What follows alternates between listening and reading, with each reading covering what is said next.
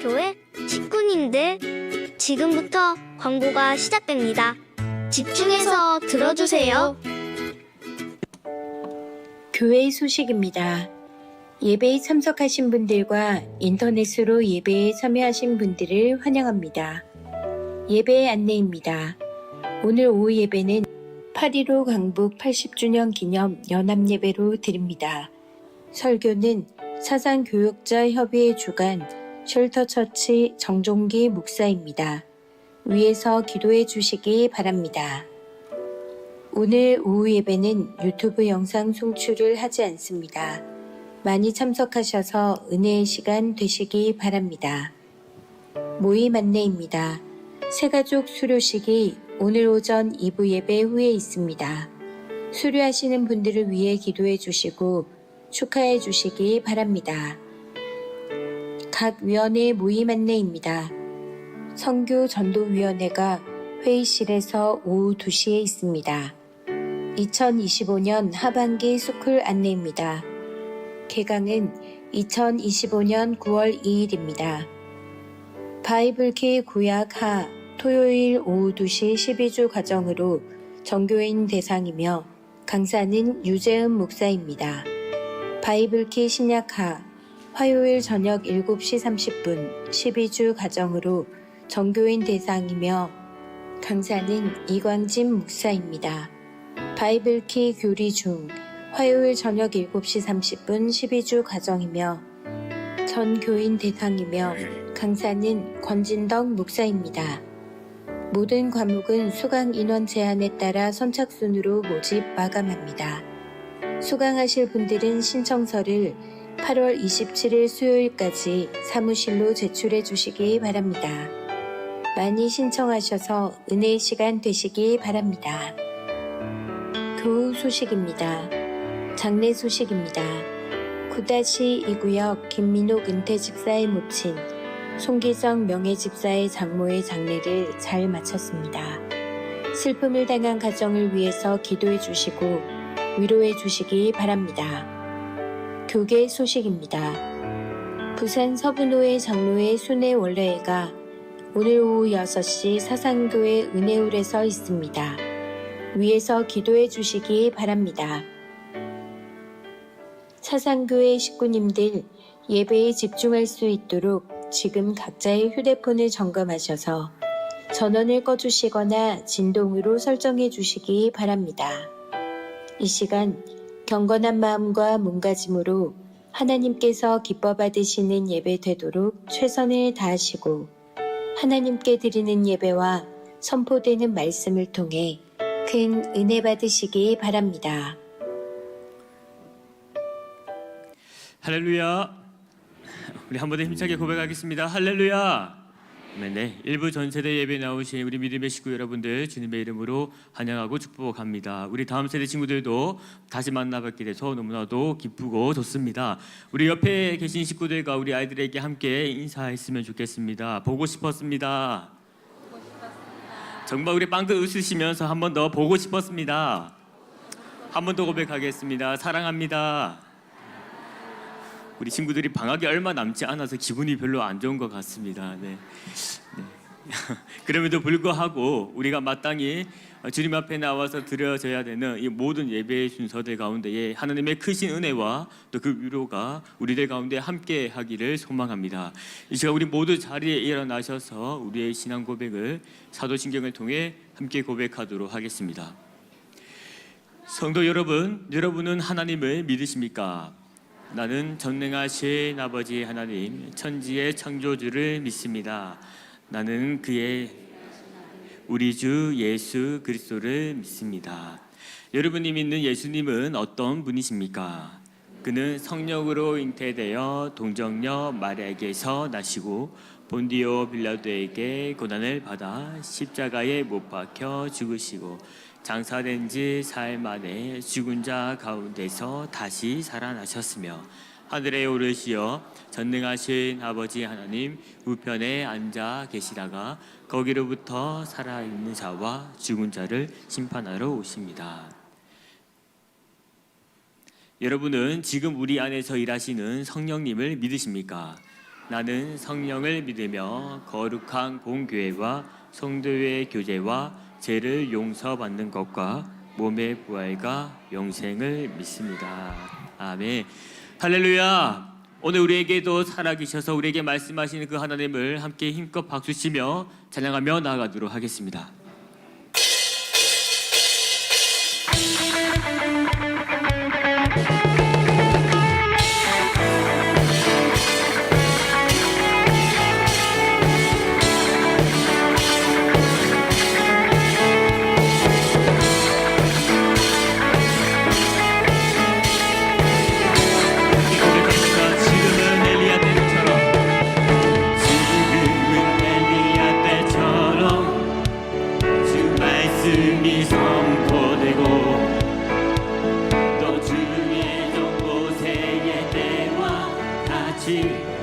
한 번 더 고백합시다. 지금은 엘리야 때처럼, 지금은 엘리야 때처럼 주 말씀이 선포되고 또 주의 정보 세계 때와 같이 언약이 성취되네. 비록 전쟁과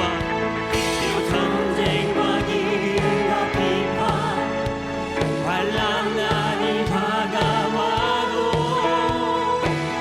우리는 광야 외치는 소리 주의 길을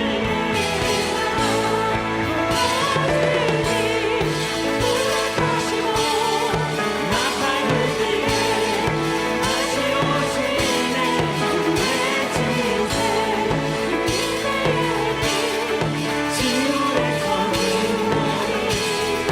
이절로 고백합시다. 에스겔의 환상처럼 마른 뼈가 살아나며 또 주의 종 다윗의 때와 같이 한 번 더 고백할까요? 에스겔의 환상처럼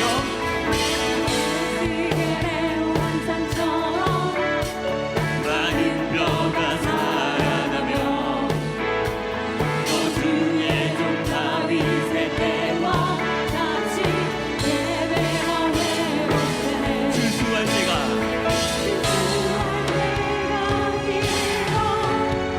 들판을 이어졌네. 우리는 주수할 때와 주의 말씀 선포하리.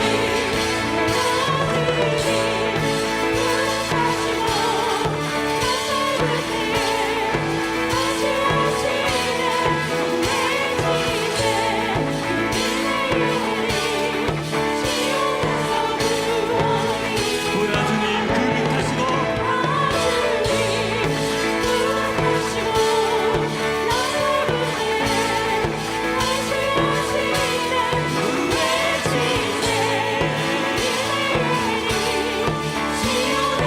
한 번 더 고백합시다. 보라 주님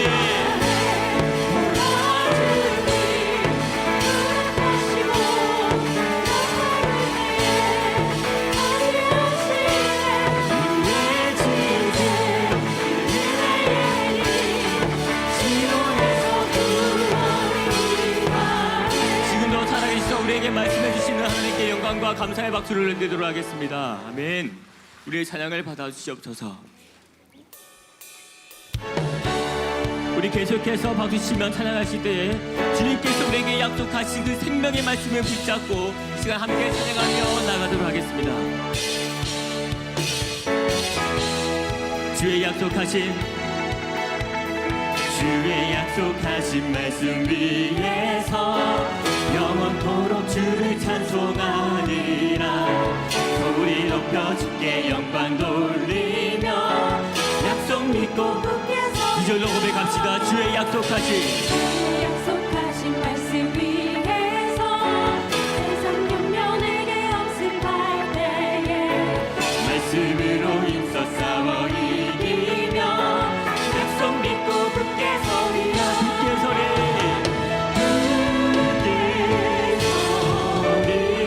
영원하신 말씀 위에 굳게 서리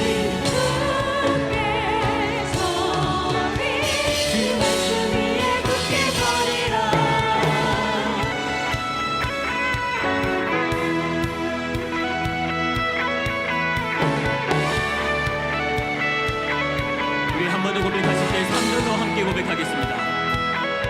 주의 약속하신 말씀 위에서 영원하신 주의 사랑이 있고 성령으로 힘써 싸워 이기며 약속 믿고 굳게 서리라. 주의 약속하신 말씀 위에서 성령 인도하는 대로 행하며 주의 품에 항상 안식 얻으며 약속 믿고 굳게 서리라. 굳게 서리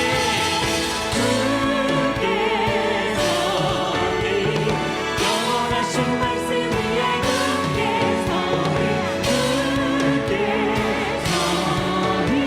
그 말씀 위에 굳게 서리라. 굳게 서리 영원하신 말씀 위에 굳게 서리 그 말씀 위에 굳게 서리라.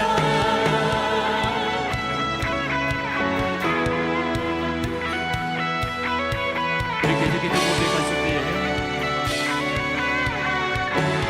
고백하며 나가도록 하겠습니다. 하늘과 땅은 없어질지라도 주님의 말씀 영원하네. 굳건한 반석 영원하신 분 주님의 이름 찬양. 하늘과 땅은 없어질지라도 주님의 말씀 영원하네. 굳건한 반석 영원하신 분 주님의 이름 찬양. 하늘과 땅은 없어질지라도 주님의 말씀 영원하네. 굳건한 반석 영원하신 분 주님의 이름. 한 번 더 고백합시다. 하늘과 땅은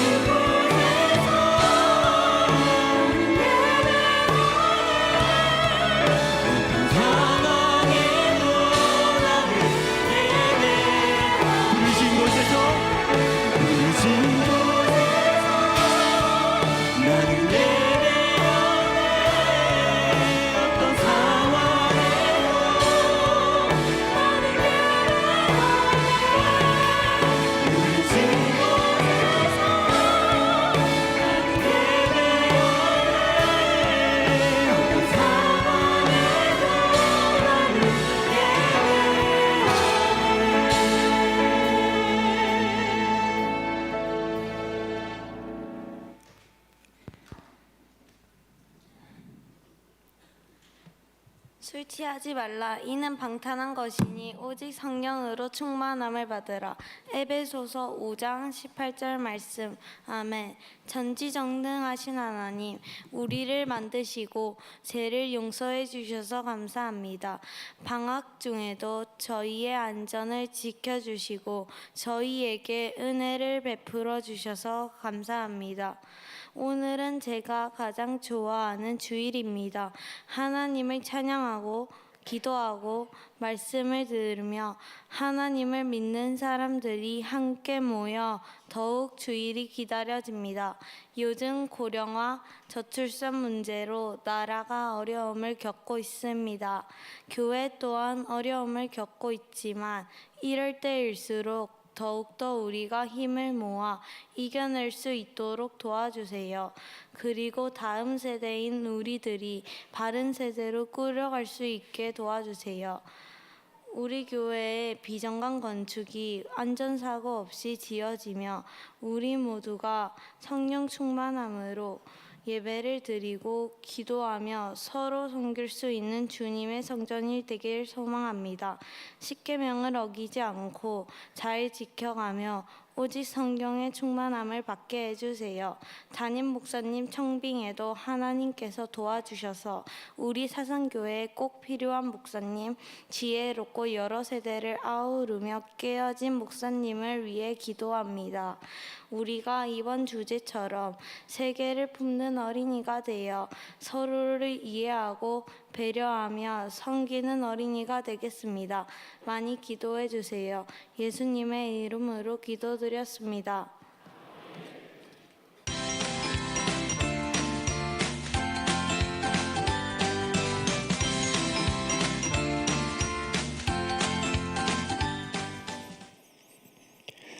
반갑습니다.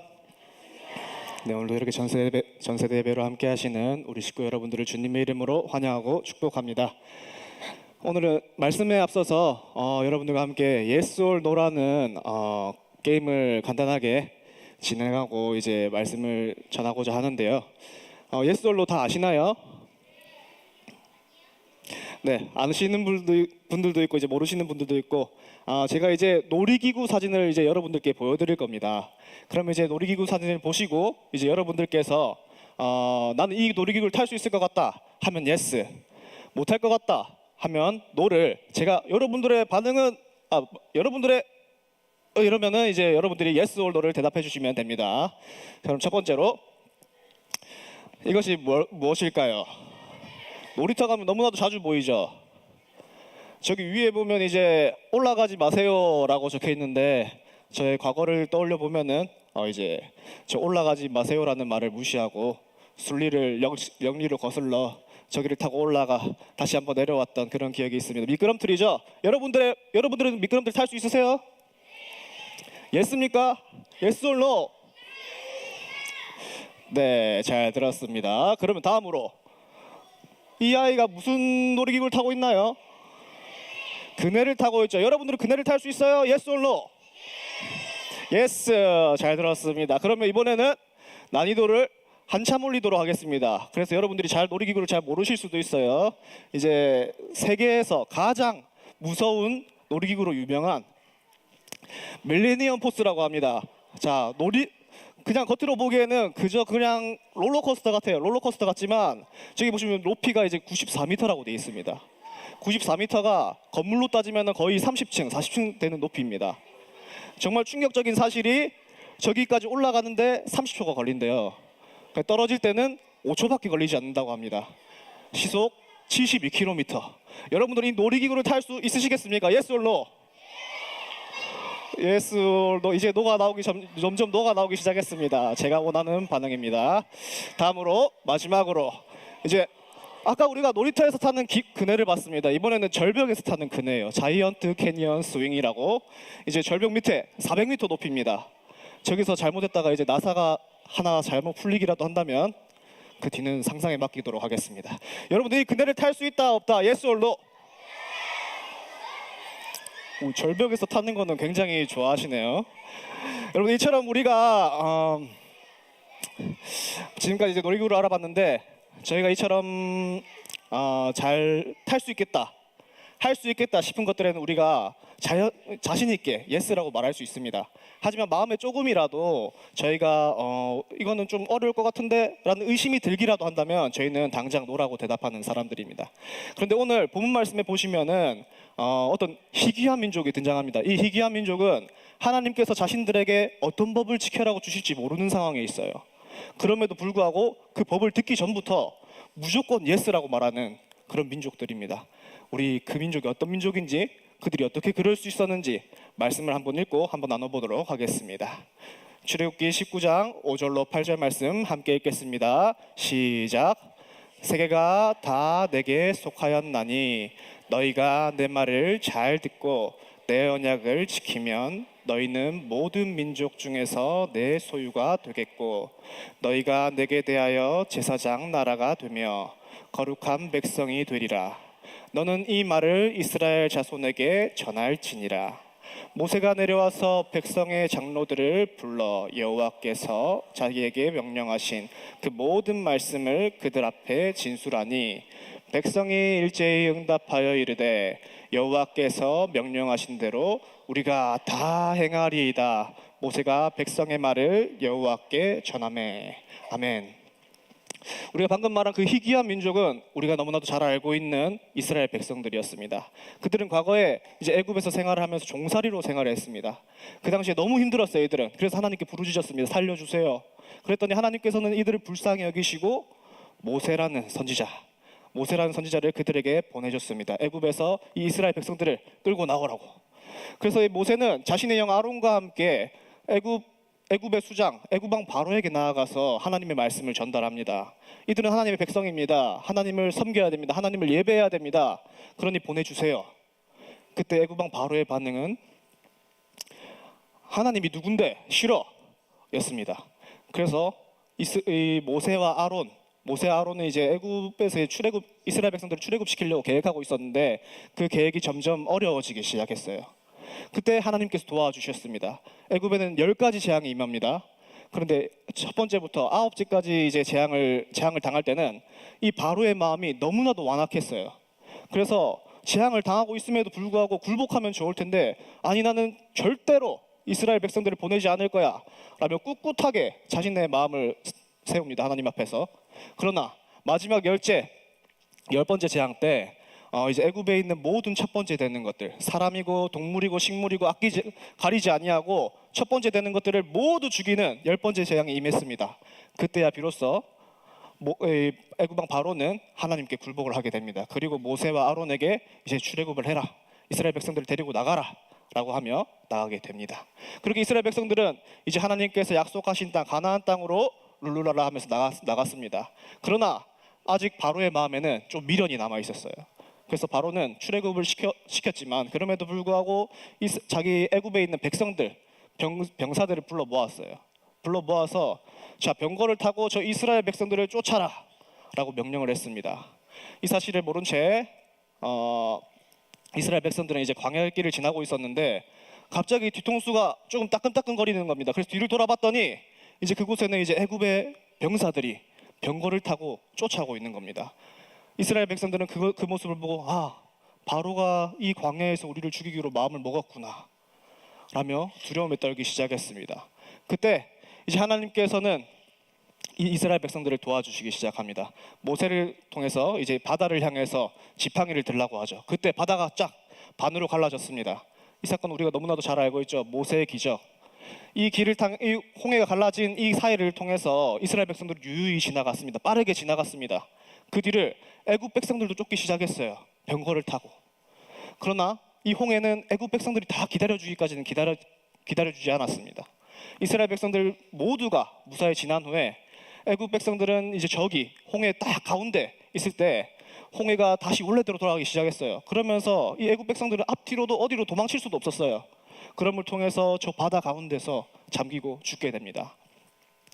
이렇게 하나님께서 베푸신 놀라운 기적을 통해서 이스라엘 백성들은 구원을 한번 받았습니다. 이제 이스라엘 백성들에게는 위기가 없을 것 같았어요. 이스라엘 백성들은 하나님께서 약속하신 땅, 젖과 꿀이 흐르는 그 약속의 가나안의 땅에 이제 평안하게 가면 될 줄 알았어요. 그러나 뒤에 쫓는 사람이 없을지라도 이들은 이들의 광야 생활은 굉장히 힘들었습니다. 왜냐하면 낮에는 너무 덥고 밤에는 너무 춥고 이제 식량도 모자라 밥도 먹을 것도 없고 물도 모자라 목도 말랐습니다. 그때 이제 불평불만을 막 하기 시작했는데 하나님께서 그때 한 번 더 도와주시기 시작합니다. 구름 기둥을 세우셔서 이스라엘 백성을 더위로부터 막아주시고 밤에는 불 기둥을 세우셔서 추위로부터 막아주시고 이제 광야 이제 밥은 메추라기와 만나를 주시면서 그들이 먹을 수 있게 해주시고 반석에서 물이 나오게 하시면서 갈증이 나는 것을 해소하게 하셨습니다. 그렇게 석 달이 지났어요. 석 달이 지나고 이제 이스라엘 백성들은 시내 광야에 이르렀습니다. 시내 광야는 현재 이집트 지역의 시나이 반도라는 곳에 이제 하단 쪽에 밑에 쪽에 위치한 곳입니다. 저곳에 지금 글자는 자세히 보이지 않지만 자세히 보시면은 시내산이라는 곳이 가운데 있어요. 저곳에 이제 이스라엘 백성들이 도착해서 그 근처에서 이제 진을 치고 머무르기 시작합니다. 그리고 모세는 이 이스라엘 백성들을 위해서 하나님께 말씀을 받기 위해 시내산에 올랐어요. 그곳에서 하나님께서는 모세에게 말씀을 주셨습니다. 너희가 내 말을 잘 듣고 내 언약을 지킨다면 내 소유가 되겠고 나의 제사장 나라가 되며 나의 거룩한 백성이 될 것이다. 이 말은 하나님께서 이스라엘 백성들에게 너희가 이제 내가 너희에게 법을 줄 것인데 이 법을 너희가 잘 지키고 잘 행하면 나를 잘 따라오면은 너희가 내 것이라고 나는 말할 것이다 라는 아주 큰 약속이었습니다. 이제 이를 모세는 백성들에게 내려가서 전했어요. 전했음에도 불구하고 아직 하나님께서는 이스라엘 백성들에게 어떤 법을 주실지 몰라요. 그런데 이스라엘 백성들의 반응이 놀라웠습니다. 그들은 여호와께서 명령하신 대로 우리가 다 행하리이다 라는 정말 큰 믿음의 고백을 하게 됩니다. 사랑하는 우리 식구 여러분, 어떻게 이스라엘 백성들이 이럴 수 있었느냐? 이스라엘 백성들은 출애굽하기 전부터 하나님께서 자신들을 위해서 행하시는 그 일들을 경험해 왔습니다. 그러면서 광야 생활을 하면서도 끊임없이 경험해 왔어요. 그 놀라운 기적들을. 근데 이제 그 기적들이 이제는 이스라엘 백성들 안에 한 곳에 믿음으로 이제 자리를 잡은 겁니다. 그래서 하나님께서 하나님이라는 분이 이제 날 지켜주시는구나, 날 인도해 주시는구나. 그렇다면 나는 이 한 분만 믿고 나아가면 되는구나. 이런 믿음이 이스라엘 백성들 가운데 있었습니다. 그러나 이 믿음의 고백은 이스라엘 백성들 가운데 한정된 것이 아닙니다. 지금 이 자리에 나오신 우리 어린 식구들부터 이제 어른 식구들분들까지 모든 사람들의 삶 가운데 하나님께서는 여러분들과 함께하고 계시다, 여러분들 옆을 지키고 계시다 라는 증거들을 삶의 순간순간에 남겨놓으셨습니다. 그 순간들을 한번 돌아보시기 바랍니다. 그리고 돌아보시면서 그 하나님을 발견했을 때 우리도 이스라엘 백성들과 같이 앞으로는 하나님께서 어떤 말씀을 주시든지 그 전부터 우리도 그 말씀에 순종할 수 있다는 예스를 외칠 수 있는, 또 그리하여서 모든 미래를 하나님께 맡겨드릴 수 있는 저와 여러분들이 되기를 간절히 소망합니다.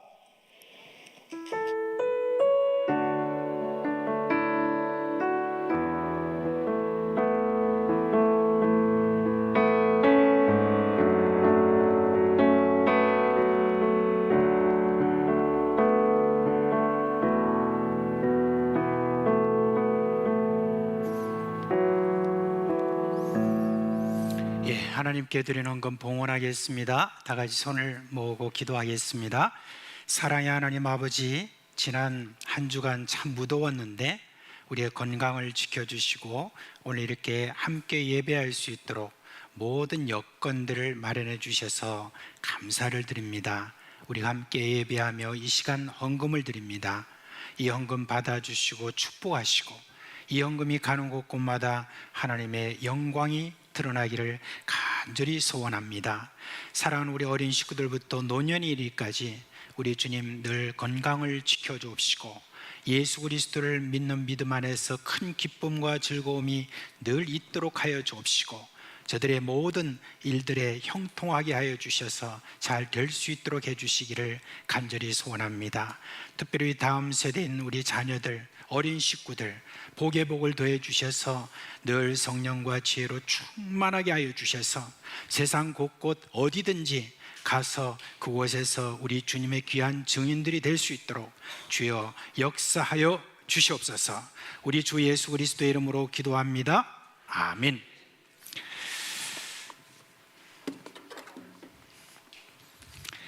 자, 이제 8월달 우리 성경함송 함께 하도록 하겠습니다. 다 준비됐죠? 네, 오늘 안 보여져요. 안 보여주면서 하겠습니다. 시작. 로마서 1장 16절 말씀.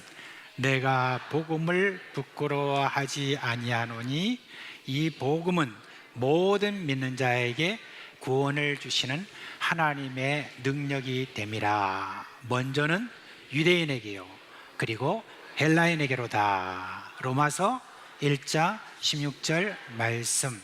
아멘. 너무너무 잘했어요. 자, 우리 유치부 초등 1, 2부 자리에서 일어나시겠습니까? 네.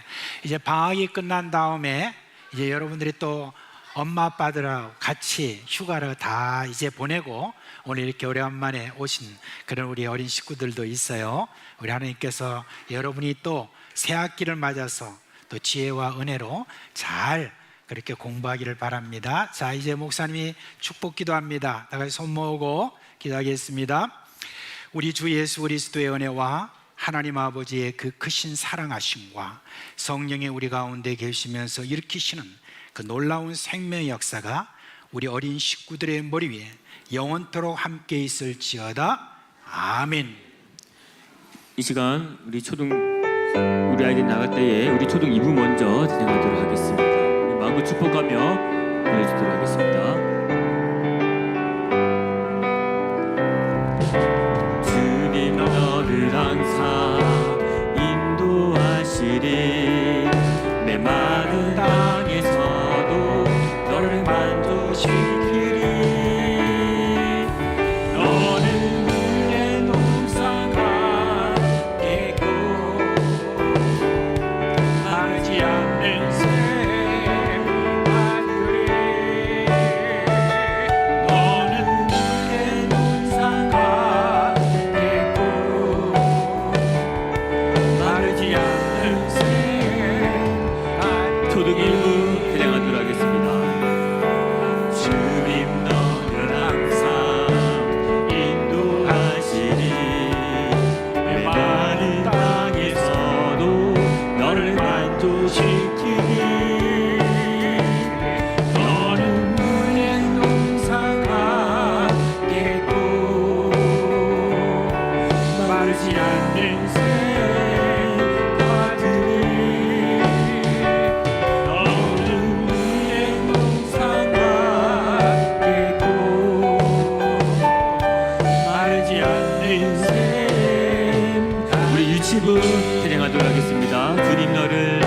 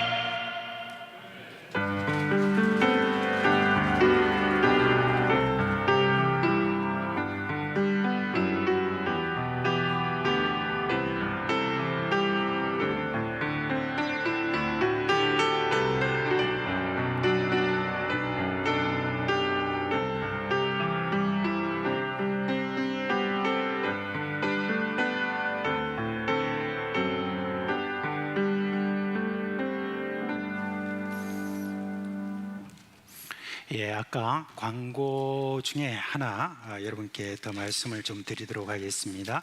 오늘 오후 예배는 우리 사상교육자 협의회, 그러니까 사상 지역에 있는 모든 그 교회 목사님들이 모이는 협의회가 있습니다. 그래서 이번에 사상 지역에 있는 모든 교회가 함께 모여서 이 8.15 기념 예배를 우리 교회에서 드리게 됩니다. 그래서 사상교육자 협의회가 이런저런 일도 많이 또 하기 때문에 이제 오늘 저희들이 함께 모여서 예배하면서 헌금 시간도 가집니다. 그래서 이 사상 지역을 위해서 여러분들이 또 헌금도 따로 좀 준비를 해 오시기 바랍니다. 그래서 함께 다 오셔서 참 귀한 그런 시간, 또 그리고 이번에 강사로 오시는 그 목사님은 특별히 이제 북한 선교를 위하여서 여러 가지로 많이 또 수고를 하시는 북한에 대한 여러 소식도 함께 여러분께 전해드리는 어떤 그런 귀한 시간이 되겠습니다. 많이들 참여해 주시길 바랍니다. 자, 오늘 설교할 본문의 말씀은 시편 126편입니다.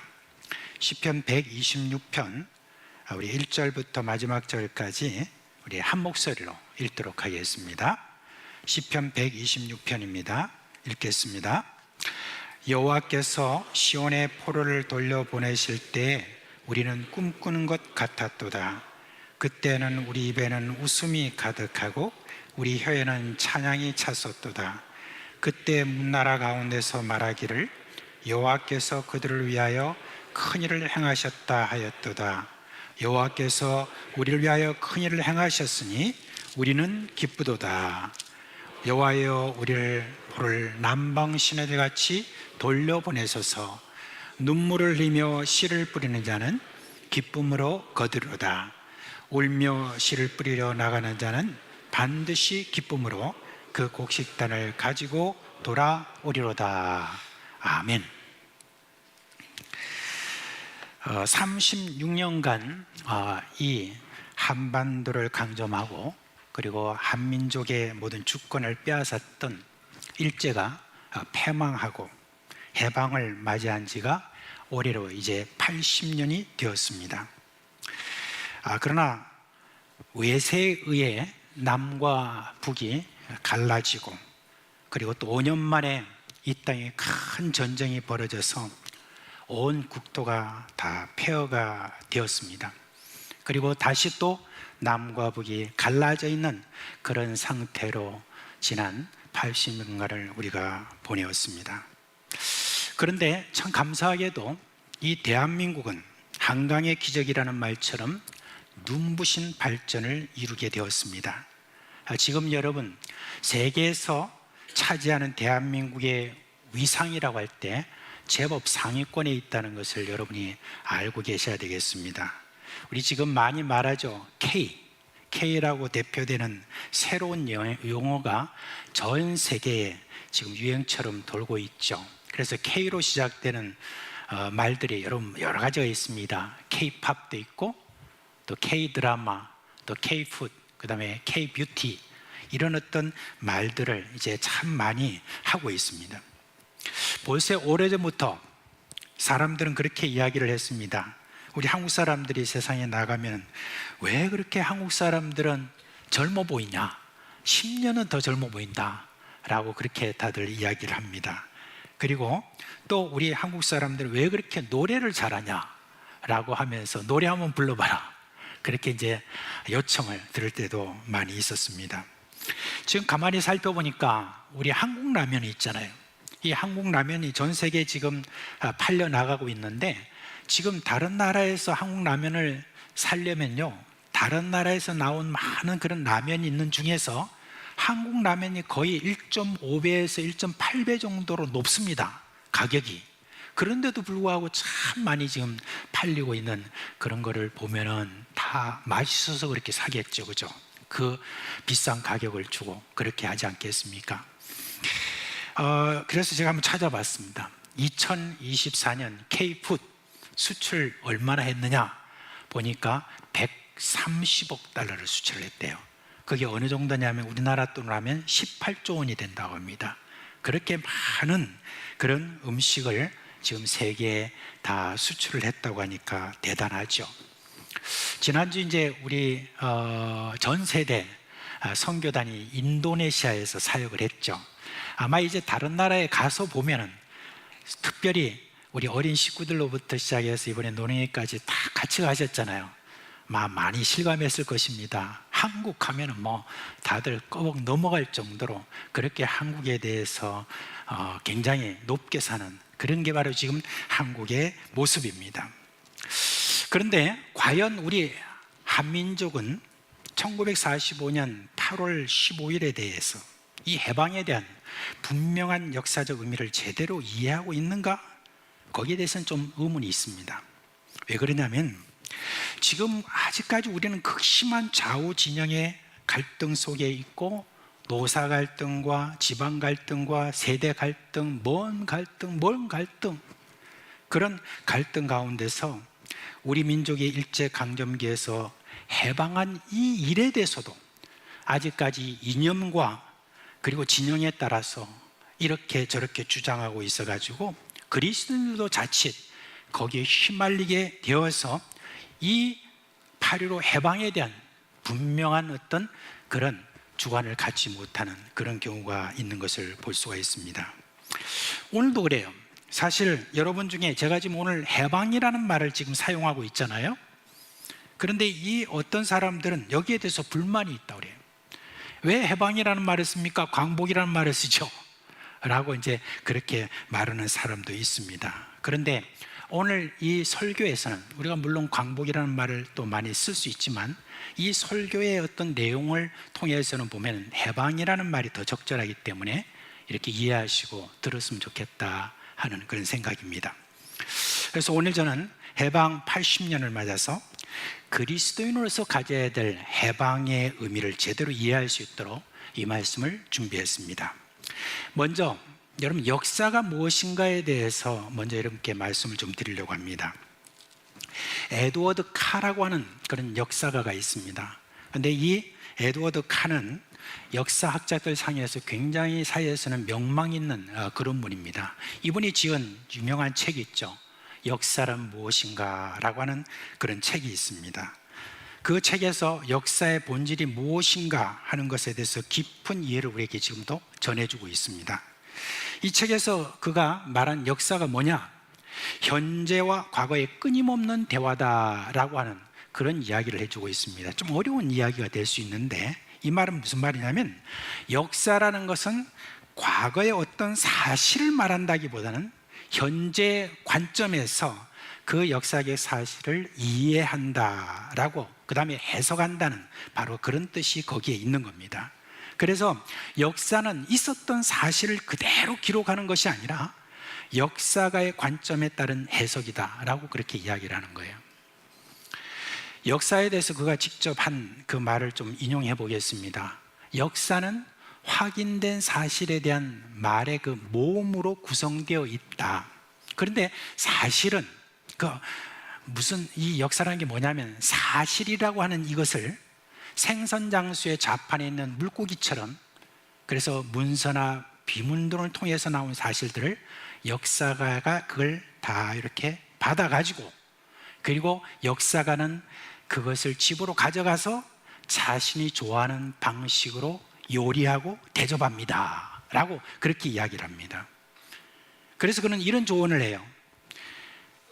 사실을 연구하기 전에 먼저 우리가 제일 중요한 것은 뭐냐면 역사가를 연구하십시오 라고 그렇게 말합니다.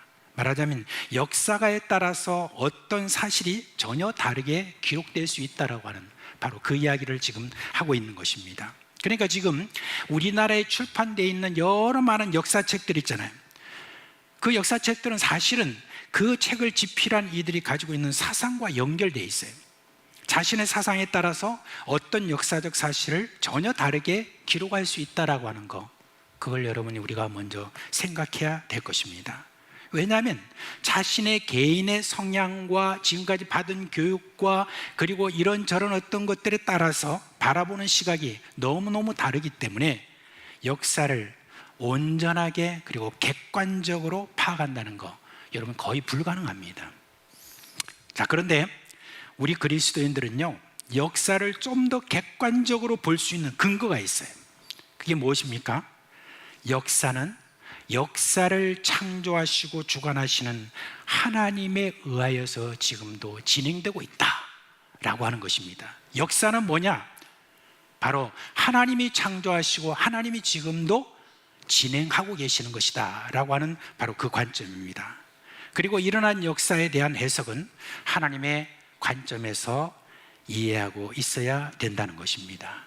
그래서 그런 의미에서 8.15 해방에 어떤 의미가 있느냐 하는 것을 우리가 이해하고 있어야 된다는 겁니다.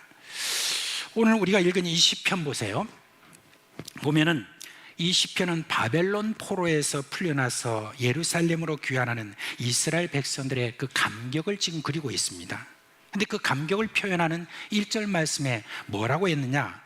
여호와께서 시온의 포로를 돌려보내실 때 우리는 꿈꾸는 것 같았도다 라고 그렇게 이야기를 합니다. 우리가 알다시피 여러분, 주전 586년 유다가 바벨론에 의해서 멸망당하고 수많은 포로가 바벨론으로 잡혀갔어요. 그때 바벨론에게 항복하면 살 것이라고 그렇게 목 놓아서 하나님의 메시지를 전했던 에레미야 선지자, 그 선지자가 참 고난을 많이 당했죠. 근데 그 에레미야 선지자가 뭐라고 예언했냐면 70년이 지나면 포로에서 돌아올 것이다 라고 그렇게 예언을 했습니다. 근데 여러분, 70년이라는 이 세월이라는 것이 얼마나 긴지 모릅니다. 한 세대가 아니에요. 적어도 2세대, 3세대가 지난 이후의 그런 일입니다. 그 긴 세월 동안에 이스라엘 백성들에게 어떤 일이 일어났죠? 그 바벨론의 포로로 잡혀갔다고 거기만 머문 게 아니에요. 거기서 이리저리 막 흩어지기도 하고 또 어떤 사람 나름대로 잘 적응도 하고 그랬습니다. 특별히 그 다음 세대들은 망한 이 이스라엘 민족이라는 것을 스스로 숨기면서 바벨론에서 있었던 그 다민족 우대 정책에 따라서 어떻게 하든지 그곳에 잘 보여서 출세를 하려고 그렇게 노력을 했었습니다. 그러니까 많은 이들이 70년이 지나면 고국으로 돌아온다는 그런 예레미야의 예언을 기억하지 못했다는 그런 이야기가 되는 것입니다. 예레미야가 했던 그 많은 예언이 실제 그들 가운데도 일어났어요. 그럼에도 불구하고 대다수의 이스라엘 백성들은 70년을 기억하거나 기대하지도 않았던 것입니다. 그러니 이들이 포로에서 귀환할 당시는 어떤 느낌이었냐? 꿈꾸는 것 같았도다 라고 하는 바로 그런 이야기인 것입니다. 이건 무슨 감격을 이야기하는 그것보다도 이게 진짠가 하는 어떤 그런 이야기였다는 것입니다. 1945년 당시 한민족은 일제에 대해서 어떤 생각을 하고 있었을까요? 그때 이 한민족은 조금 있으면 일제가 패망할 것이라고 여러분 생각했을까요? 당시 일제에 의해서 통제된 그런 언론은요, 연일 일제의 승승장구만을 기사로 내었습니다. 그리고 비록 물자가 그때 당시에 많이 없어서 부족을 겪고 있었지만은 그 물자 부족도 어떻게 생각했냐면 우리가 전 세계를 통일하려면 그래도 나름대로 이런 고난을 겪어야 된다 라고 하는 그런 생각에 많이 솟고 있었습니다.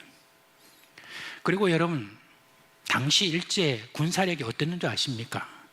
지금 이렇게 발전한 우리나라도 갖지 못했던 그런 항공모함을 그 당시에 1945년 당시에 6척이나 갖고 있었다라고 하는 거 대단하지 않겠습니까? 당시 일제는 한반도와 태평양의 필리핀과 대만 그리고 중국을 삼킬 정도의 그런 군사력을 유지하고 있었던 그런 나라가 그때 당시에 일본 제국주의였습니다. 이런 가운데 한민족의 대부분이 일제가 망한다고 생각을 할 수가 없었다고 그렇게 합니다. 그래서 대다수 한민족은 일제의 수탈을 피해가지고 저 러시아와 그리고 중국으로 이주를 했고 남아있는 이들은 일제 굴복에서 2등 식민으로 사는 그런 굴욕을 감내하고 있었습니다. 그런데 갑자기 8.15를 맞이했던 것입니다. 당시 우리 대다수 한민족은 이에 대해서 어떤 반응을 보였을까? 여러분 사진 몇 장을 보여드릴게요. 여러분 이 날이 언제인 것 같아요? 이 날이 언제죠? 다음 또 보여주세요. 이 날이 언제입니까? 우리가 보통 역사책에서 보면 8월 15일 날의 풍경이다 라고 그렇게 이야기를 하는데, 실제로는 그날의 8월 15일의 신문이나 기록에는 그날의 풍경이 아니라고 합니다. 1945년 8월 15일자 매일신보라고 하는 게 있어요. 그 기관지죠, 사실은. 그때 평화재건 대조환발이라고 하는 그런 제목으로 천황의 조서를 일본어로 게재했다고 합니다. 거기에 보면은 천황이 이렇게 말합니다. 짐은 제국 정부로 하여금 미국, 영국, 중국, 소비에트 4국에 대해서 그 공동선언을 수락할 뜻을 통곡해 하였다, 이렇게 이야기했습니다. 졌다, 이제는 해방이다 너희들, 이런 어떤 이야기가 하나도 없습니다. 일본어 신문인 경성일보가 있었어요. 거기 보면 일본이 항복했다고 말하지 않았답니다. 일본에 무조건 항복을 요구했던 포츠담 선언이 있잖아요. 거기에 대해서 마치 천황이 평화를 수락했다는 그런 식으로 보도를 했다고 합니다. 언론이 통제된 그런 조선인들은 일본의 무조건적인 항복이 아닌 그저 평화를 위해 종전이 됐다는 식으로 받아들였고, 1945년 8월 15일 그날은 평소와 다를 바가 없었다라고 이렇게 말합니다. 당시 지금의 서울인 경성도심에 대해서 많은 증언자들이 그렇게 이야기했다고 해요. 해방 당일 거리에는 만세 소리가 전혀 없었다라고 그렇게 이야기를 합니다. 그리고 당시 조선인들 가운데서 라디오를 갖고 있었던 사람이 몇 퍼센트냐니까 그 당시에 한 3%가 갖고 있었다고 합니다. 근데 그 라디오를 통해서 이제 그들이 뭔가 소식을 들을 수 있는데, 그 라디오를 통해서 소식을 들을 수 있었던 그 3%의 수많은 그런 한국인들은, 조선인들은 어떤 사람들이었느냐, 일제에 그래도 협력한 그런 어떤 사람들이 많았었다고 합니다. 게다가 천황이 그걸 발표했던 그 말은 다 어떤 용어였냐면 황궁에서 쓰던 그런 말이었다고 그랬어요. 일본인조차도 제대로 다 알아들 수 없는 그런 말로 했기 때문에 조선 사람들은 그 말을 잘 알아듣지 못했다고 그렇게 이야기합니다. 그리고 난 다음에 며칠이 지나자 이 소식이 빠르게 전파되어 가지고 일본 패망의 소식을 들은 이들이 설마하는 그런 표정이었고 어안이 벙벙한 그런 표정이었다라고 그렇게 그날의 그 기록에 대해서 이야기를 하고 있습니다. 그 다음에 여러분, 이제 해방의 기쁨으로 거리도 막 쏟아져 나와 가지고 그 다음부터 저렇게 아까 사진에 보여드린 대로 그런 어떤 모습을 보였다는 것입니다. 8월 15일 날 해방이 되었어도요, 일본군들은 한동안 무장을 해제하지 않았다고 했으니까 어떻게 저렇게 거리로 쏟아져 나올 수가 있겠습니까? 무서워서. 그러니까 이스라엘 백성이 바벨론 포로에서 돌아올 때 그 감격을 표현한 이 구절은 1945년 8월 15일 해방의 순간과 참 닮아 있다는 겁니다. 해방 소식을 들었을 때 많은 이들이 그 자리에서 얼떨떨했고 마치 꿈을 꾸는 것 같아라고 그렇게 했습니다. 총칼 아래 짓눌렸던 그 세월이나 그리고 이름마저 빼앗긴 그런 시간 속에서 그 소식은 현실감이 오지 않았다는 바로 그런 이야기인 것입니다. 그렇지만 이내 해방의 기쁨이 한민족 모두에게 퍼져서 오늘 2절 말씀이 있는 대로 그렇습니다. 그때 우리 입에는 웃음이 가득하고 우리 혀에는 찬양이 찼었도다 라고 그렇게 했습니다. 혹시 제가 좀 여기 계신 분들 중에서 한번 좀 누가 계신가 싶어가지고 1945년 해방둥이 계세요? 1945년 해방둥이 누구세요? 한 분 또? 네, 제가 뭐 하나 좀 드리려고 내가 생각을 했었는데 제가 지금 지금 제 목양실에 있습니다. 나중에 좀 드릴까 싶습니다. 해방둥이 귀합니다. 근데 해방둥이 이전에 태어나신 분 누구세요? 해방 이전에 태어나신 분? 네, 한 분? 여러분 정말 참 많은 세월이 흘렀는데 몇 분 안 되신다, 그죠? 해방을 맛보신 분들은 없네요, 거의. 자, 그런데 이 꿈꾸는 것 같은 바로 이 해방의 기쁨, 여러분 어떻게 해서 이게 일어난 것이죠? 2절 하반절과 3절에 보니까 뭐라고 이야기했느냐? 여호와께서 큰 일을 행하셨다라고 반복해서 이야기합니다. 그런데 앞서 2절에 보니까 문나라가 그렇게 말한다고 했고 3절에는 우리가 그렇게 말한다고 그렇게 이야기했습니다. 이스라엘이 포로에서 돌아온 것은 전적으로 하나님이 하신 일이었습니다. 포로에서 돌아오게 한 것은 독립운동을 한 결과가 아니었다는 말입니다. 페르시아 왕인 고레스가 이스라엘 백성들의 귀환을 명령해서 그렇게 된 거예요. 그런데 그 고레스 왕이 귀환을 명령할 때 이런 말을 했어요. 에스라서 1장에 이렇게 기록되어 있습니다. 1장 1절 4절까지 우리 같이 한번 읽겠습니다. 시작. 바사왕 고레스 원년에 여호와께서 예레미야의 입을 통하여 하신 말씀을 이루게 하시려고 바사왕 고레스의 마음을 감동시키심에 그가 온 나라에 공포도 하고 조소도 내려 이르되 바사왕 고레스는 말하노니 하늘의 하나님 여호와께서 세상 모든 나라를 내게 주셨고 나에게 명령하사 유다 예루살렘의 성전을 건축하라 하셨나니 이스라엘의 하나님은 참 신이시라. 너희 중에 그의 백성 된 자는 다 유다 예루살렘으로 올라가서 이스라엘의 하나님 여호와의 성전을 건축하라. 그런 예루살렘에 계신 하나님이시라. 그 남아있는 백성이 어느 곳에 머물러 살든지 그곳 사람들이 마땅히 은과 금과 그 밖의 물건과 짐승으로 도와주고 그 외에도 예루살렘에 세울 하나님의 성전을 위하여 예물을 기쁘게 드릴지니라 하였더라. 아멘.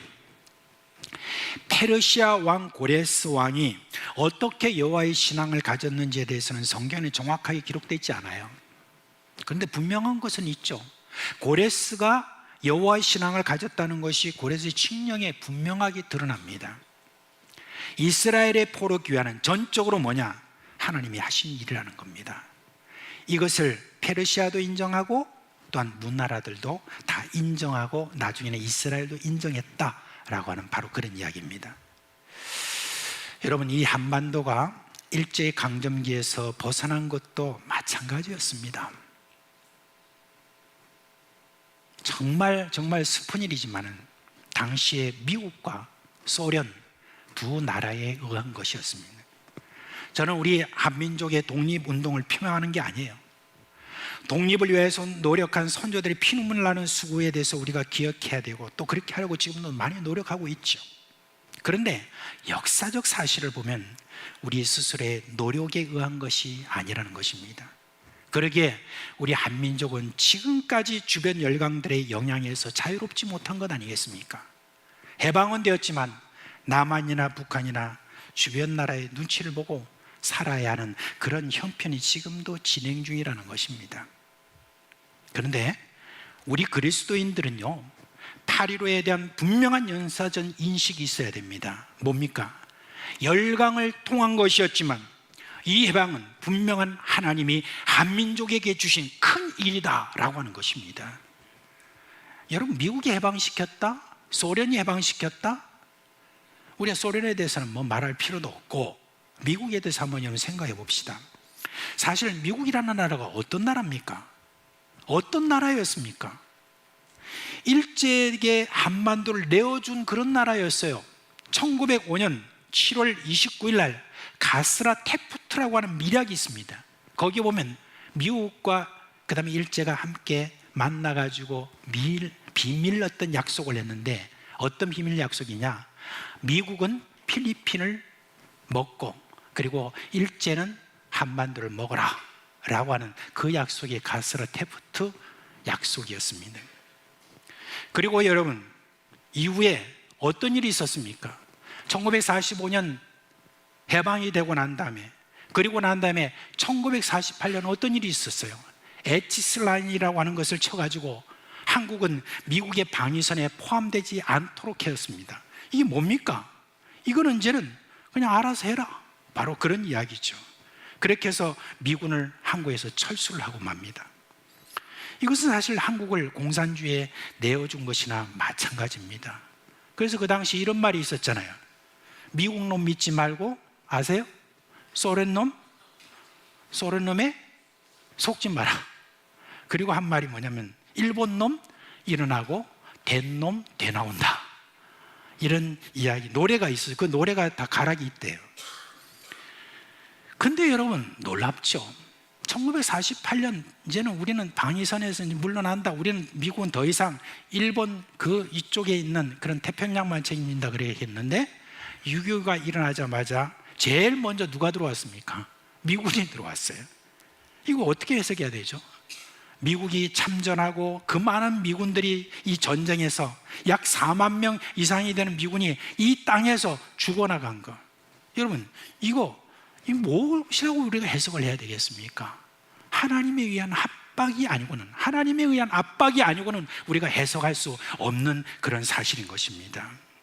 바로 그런 어떤 의미에서 오늘 여기에 지금 시편에 의한 이들처럼 하나님께서 큰 일을 행하셨다 하는 그 일은 바로 이 한반도 역사에 있어서 하나님께서 우리 가운데 해방이라는 큰 일을 행하셨다라고 하는 그러한 우리 역사 인식이 있어야 된다 하는 것입니다. 적어도 그리스도인들은 그렇게 믿고 있어야 된다는 것입니다. 그리고 여러분, 한 가지 더 8.15 해방을 바라보는 우리의 역사 인식 중에 하나 참 중요한 것이 있습니다. 5절, 6절 말씀에 보니까 이 모든 하나님의 역사의 진행에 한 가지 더 중요한 씨앗이 있었음을 시인은 선포합니다. 그게 뭡니까?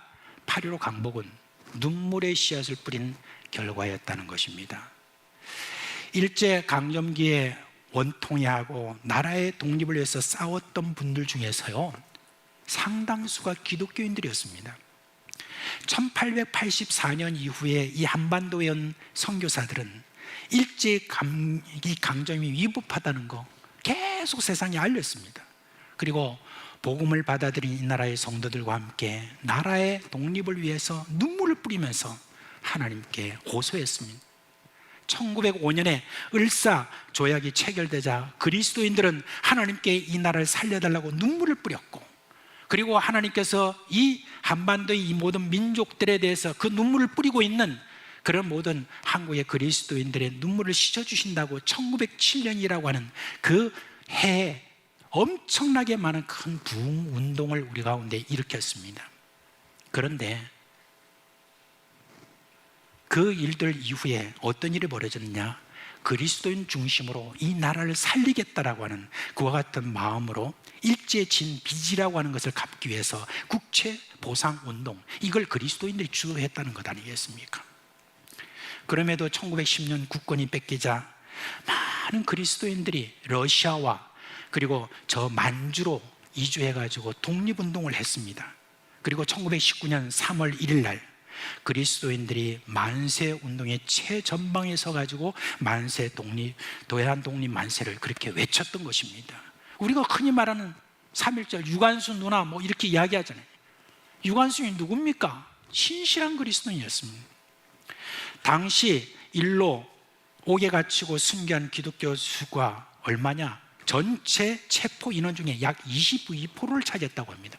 22% 하니까 여러분 적은 것처럼 생각하죠. 근데 그때 당시에 우리 이 한반도에 있는 인구의 몇 퍼센트인 줄 아십니까? 기독교인이 1.2%밖에 안 된 그런 기독교인들 중에서 22%가 옥에 갇히고 거기서 순교했다라고 하는 바로 그런 이야기입니다.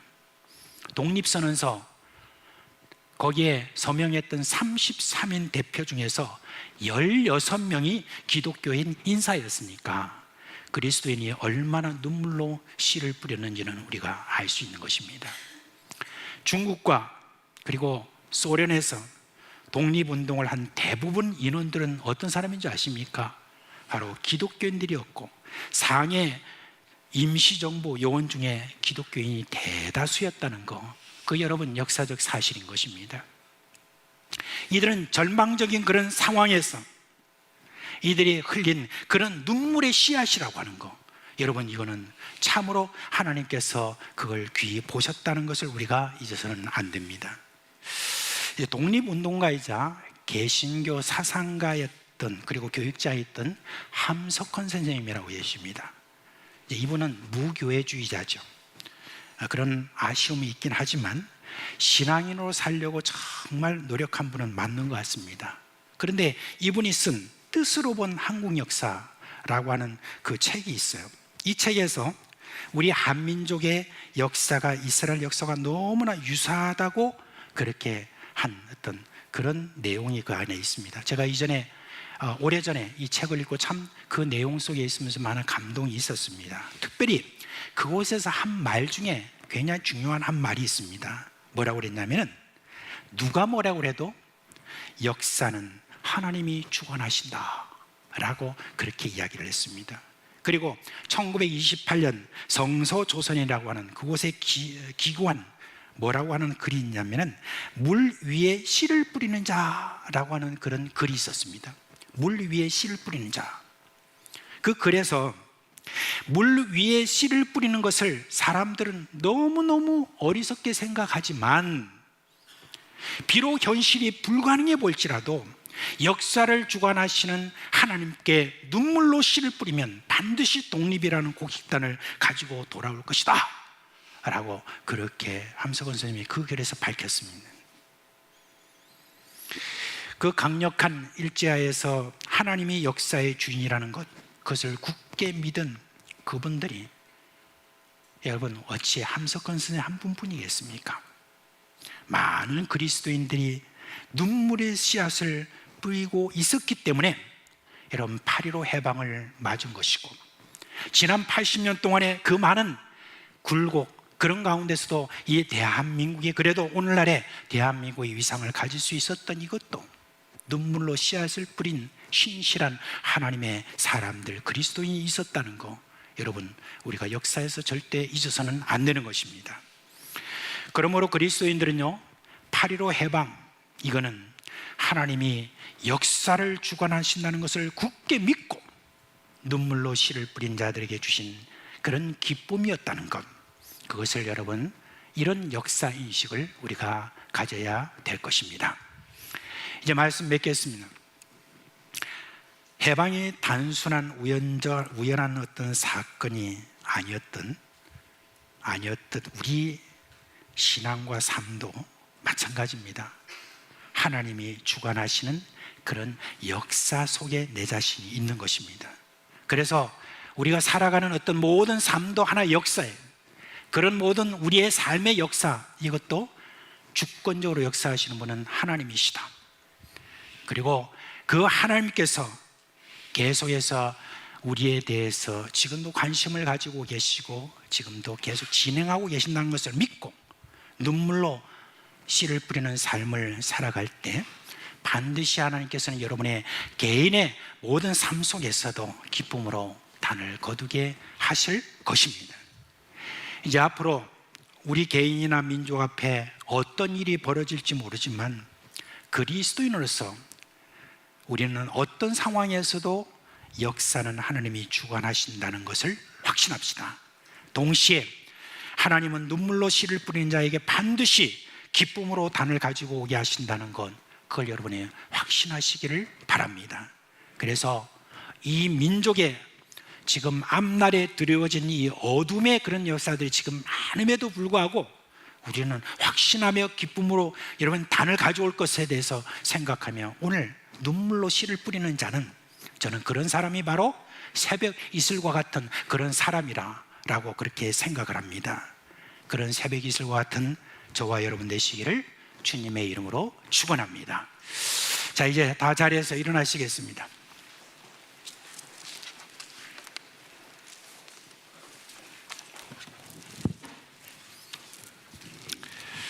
우리 찬송가 582장 함께 부르겠습니다. 찬송가 582장입니다.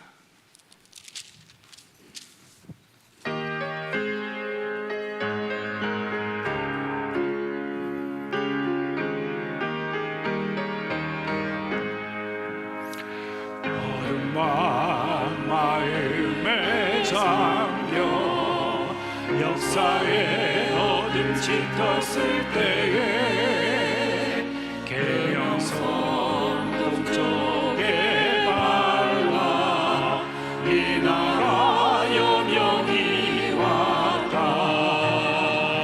고요한 아침에 나라 빗속에 새롭다. 이 일상 속에 얽혀 이 땅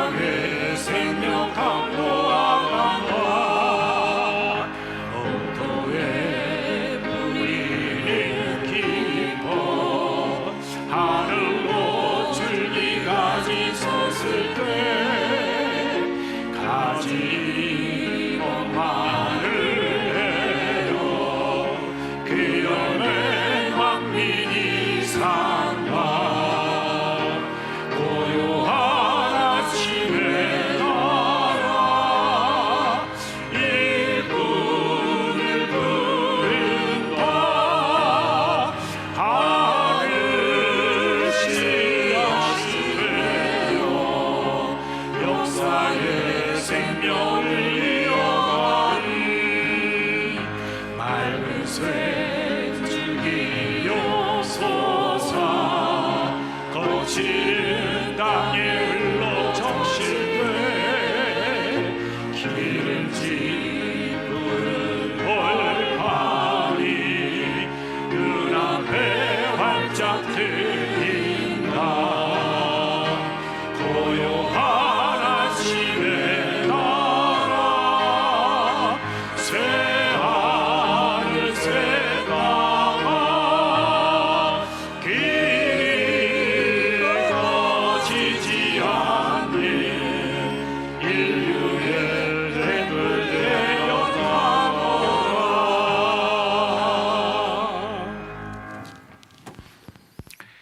우리 주 예수 그리스도의 은혜와 하나님 아버지의 그 크신 사랑하심과 우리 가운데 계시면서 늘 생명의 역사를 이루시는 그 모든 성령의 역사가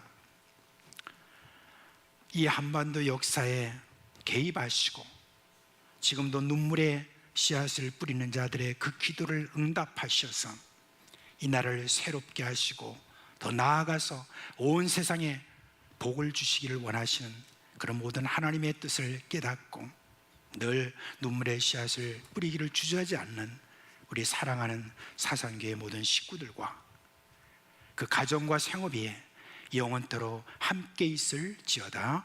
아멘.